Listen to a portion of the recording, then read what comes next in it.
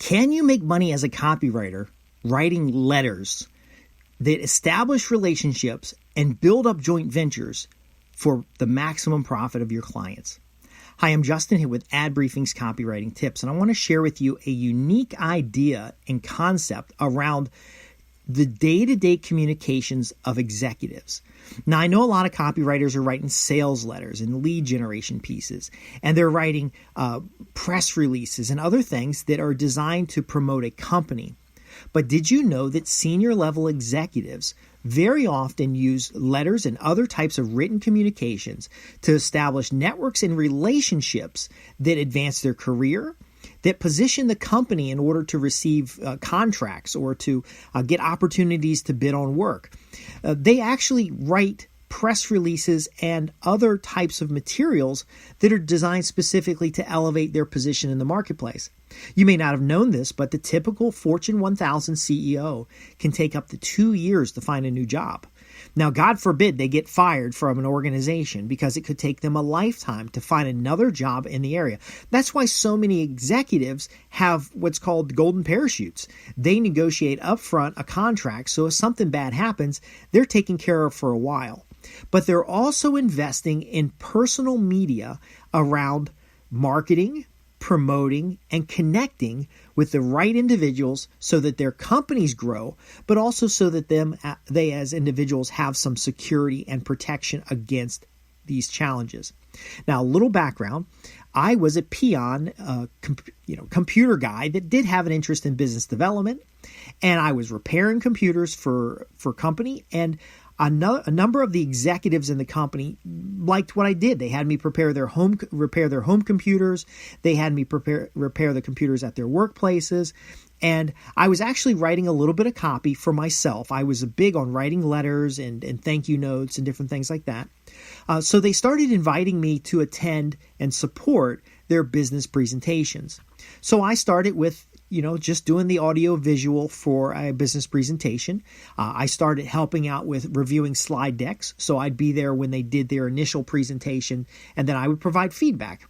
And one of the things that I noticed is that they had publicists and public relations people and marketers and copywriters come in and out of these things and provide feedback for the language that they're going to use. So for example, you might be writing speeches for executives already.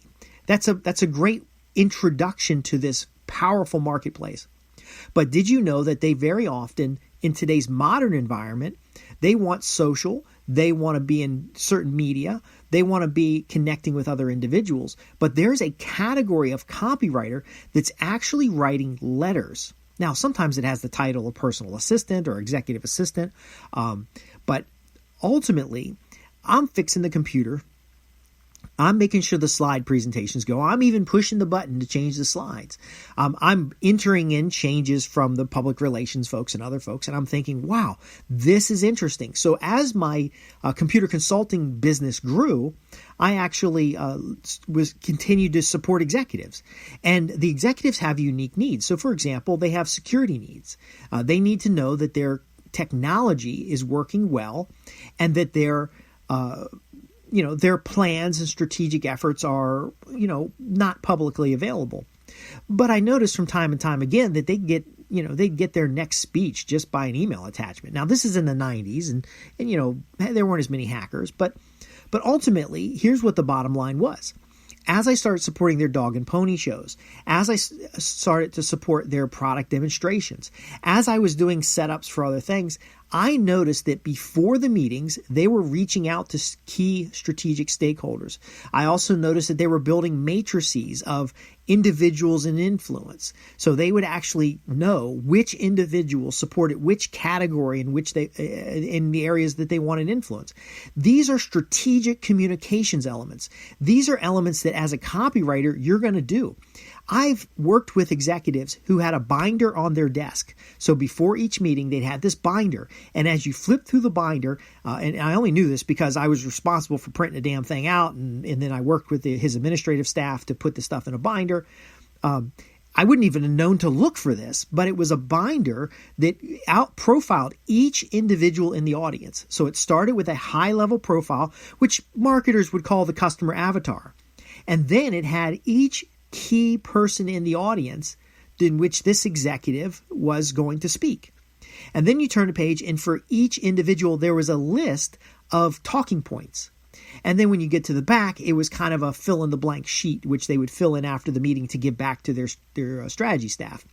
But when that executive would come up there and he's doing the presentation, he could look right at that decision maker, because before he got up to speak, he was briefed on where those people are sitting in the audience, and could look directly at that individual and hit their talking point. So you and I know about communications, making the eye contact, sharing that point. That's more impactful than just yammering on to the whole audience. But this is all by design. And it was so exciting. So I looked into it more, and it found out that, for example, Bill Clinton, after every speech, would write a note to the people he interacted with. And then I said, well, that's interesting. Let me look into it more. Well, George Bush and a lot of other folks did the same thing. But what was common is that they all had someone who followed them around taking notes about who they've interacted with. And then they give that to a small writing team. So the team has research and writers. They would research the individuals, and then the writers would write the notes. And then Mr. Clinton, former President Clinton, would sit down and just write the notes based on not only memory, but these little bullet points that were provided. Those letters would go in a pile, and someone on his staff would put them together and send them out the door. But ultimately, these dossiers of decision makers and the connections and the research around them made sure that when decisions needed to be made, they were thinking about the principal. In this case, Bill Clinton, George Bush, Donald Trump, for example, contributed to all the political campaigns, the major campaigns, so that he would receive information about what every campaign was saying. So he didn't need anybody on staff to tell him what his competitors were saying. He could just read the letters. Now, of course, he probably had somebody compile the letters and bullet point the key elements. But here's my point. You're likely thinking, geez, Justin, that sounds like all the stuff we do to write copy. We profile the audience. We look at talking points. We look at benefits and the desires of that audience. And you're telling me that these executives do this in order to build relationships, to extend their network, to gain joint venture opportunities. And yes, that's exactly what I'm saying, because as a copywriter, you're uniquely skilled to do this. Because another thing that I noticed, the executives that were more successful had not a formal team, but they had copywriters or marketers or public relations folks. There are many, many executives who would benefit from this methodology. However, they had like their assistant and a couple project managers. They had people that were worried about things that were like the brand, and the executive in the back of their head is frustrated because they're worried about their career. Now, you can't, as a CEO of a company, say, hey, folks, I'm really worried about my career as much as I'm worried about the company's long-term value, but my golden parachute pays out now as good as it pays out when I get fired. So let's do both. And they can't have this soft stuff. They need to know the strategic intelligence that a direct marketer would need when they're selling nationally, or a direct marketer might have when they're selling a high-ticket, high-stake product. And so you can bridge the gap. And you might not have thought about this before, of offering executive-level services that have to do with public relations, image management, strategic relations, or strategic positioning, but extending it even further to support their relationship development activities.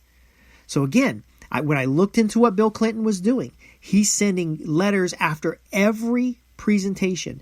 His staff is scrambling to document who he's been interacting with, what kinds of topics have been talked about, and then ultimately with a bullet-pointed list or an outline, he's able to write to these people, and then he makes a decision on whether he's going to follow up with certain people or not. But there are stories. Once you know this exists, you'll see the stories of where George Bush makes a personal call to somebody, where Donald Trump makes a personal call to somebody, where CEOs of organizations make a personal call, or Elon Musk in their presentation mentions some relevant topic that just happened earlier that morning. Somebody's helping them do these things. And more often than not, today, it's an independent contractor, or it's a marketing agency, or it's a business development professional. It isn't somebody they just grabbed off the street, because the executive knows how valuable this is. Now you do have to be careful. If you're pitching an organization and you're talking about general communications or general communication strategy, you can't wink to the executive and tell them this helps them keep their job. You don't do that in a meeting. That's bad.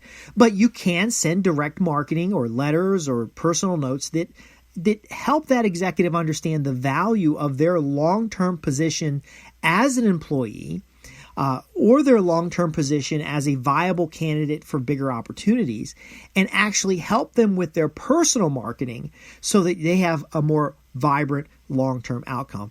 And let me answer this last question, because I know it's in your head. I know you're saying, Justin, if I'm working for the executive, that's not as much cash as working for the company. But who makes those decisions at the company? Who makes the recommendation to choose one company over another?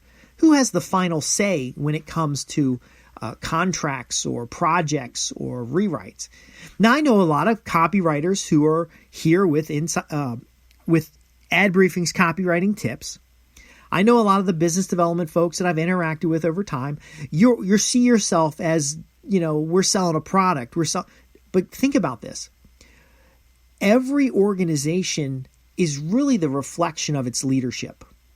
And if you're selling that leadership, it's almost guaranteed that the audience feels connected.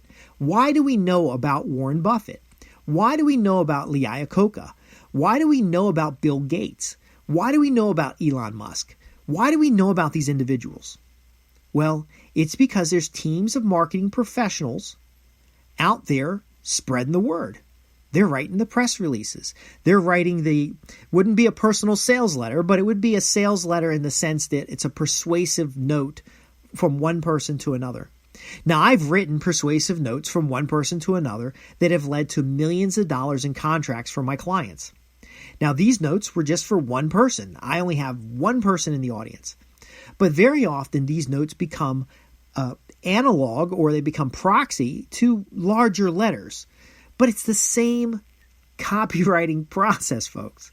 You already have the skills to do this. It's just a matter of helping the executive know that you're available versus their team.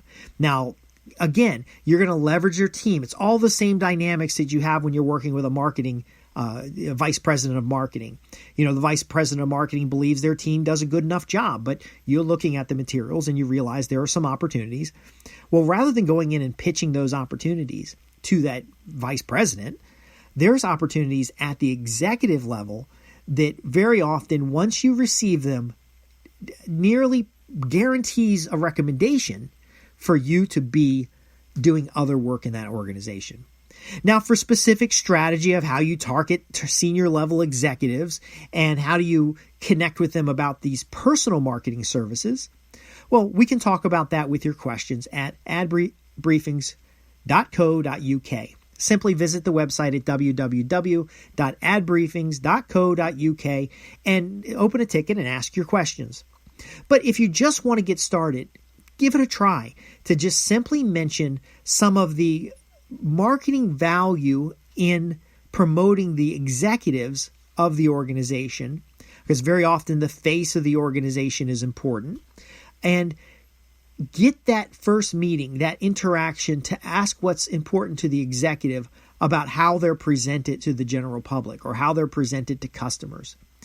At worst, this will open the door to maybe a prospect newsletter where the executive does a monologue. And we know the executives don't write these monologues, but you may get into a position where maybe once a week you're interviewing the executive, you're writing a series of 6 to 12 monologues, and those monologues are then going into their different publications or being used as basis for speeches or being used as part of internal speeches. And you're now reaching areas that most copywriters don't even know exist. I'm Justin Hitt with Ad Briefing's Copywriting Tips. I know you're excited about what I've just shared with you because it is an entire new market. If you have any specific questions about writing for executives, including writing reports or writing status information as a technical writer, because your agency may have additional people doing technical writing, visit the website, contact me, and ask your questions, because there are copywriters today that are doing corporate communications, both inside and outside, that once they discovered the value to the senior level executives, have locked in recommendations, referrals, lucrative contracts, and are greatly growing their copywriting business. I want to thank you for listening. I'm here to help you grow your business with practical strategies that show you that, you're in the right place at the right time, and you can really make a difference in the outcomes of these organizations. I need you to profit from that. I need you to benefit from that. I need you to understand that so that you can move to the next level. Again, I'm Justin Hitt with Ad Briefing's Copywriting Tips. Click the link below or visit us at www.adbriefings.co.uk. I'm here to help you create key profitable customers and use words that sell in the most powerful way. Thanks for listening.